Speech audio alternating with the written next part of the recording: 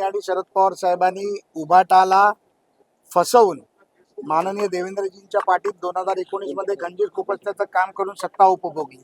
आता सत्ता गेल्यानंतर सत्तेच्या लालसेपोटी, खुर्चीच्या लालसेपोटी ही भांडणं आहेत. त्यांच्यामध्ये एक वाक्यता नाही.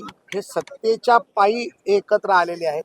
तसं आम्ही आणि शिवसेना हे नॅचरल आमची युती आहे. हिंदुत्वाच्या विषयाला घेऊन युती आहे, देशाच्या विकासाला घेऊन युती आहे, मोदीजींच्या नेतृत्वाला घेऊन आमची युती आहे. तशा प्रकारचं इथे कुठेही रिलेशनशिप दिसत नाही. ही हेट लवची रिलेशनशिप यांची आहे आणि ही अजून पुढे जाऊन जसा महापालिकेच्या निवडणुका पुढे येतील तेव्हा यामधला बेबनाव अजून तुम्हाला दिसायला लागेल. रोहित पवारने असे आरोप केले का महाराष्ट्र एक नंबरला आहे क्राईम रेटमध्ये.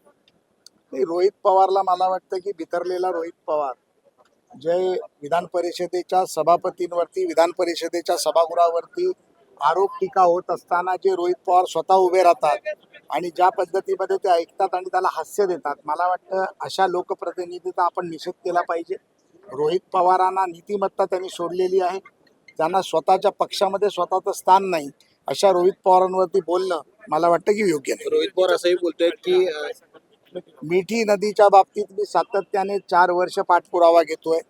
या 4 वर्षाच्या पाठपुराव्यामध्ये मी ईडीला काही कागदपत्र दिले, काही कागदपत्र SITला दिले, ज्यामध्ये जवळजवळ 16 आरोपी पूर्वी पकडले होते. मागच्या 15 दिवसापूर्वी माझी एक स्टेटमेंट झाली, ज्याच्यामध्ये मी 303 पानाची स्टेटमेंट मी सबमिट केली. त्यामध्ये आता पुन्हा 2 आरोपी, एक पुरोहित नावाचा आणि एक उपाध्याय नावाचा आरोपी आज सकाळी अटक केली गेली आणि काही आरोपी यामध्ये अटक केली जातील याची मला खात्री. सर, अंजली दमाने यांनी पुन्हा काही पुरावे समोर आले, त्याच्यावर थेट अजितदादांचा समाविष्ट आहे. मगर नावाचे उपमहापौर आहेत, त्यांच्याकडे हे होते. अंजलीताई सातत्याने आरोप करत असतात. अंजलीताईंच्या आरोपांमध्ये ते कागदपत्रही देत असतात. मला वाटतं की न्यायप्रविष्ट प्रकरण आहे. ताई देखील यामध्ये कोर्टामध्ये गेलेल्या आहेत. त्यामुळे या प्रकरणावरती मला जास्त कल्पना नसल्यामुळे मी काही बोलणं योग्य होणार.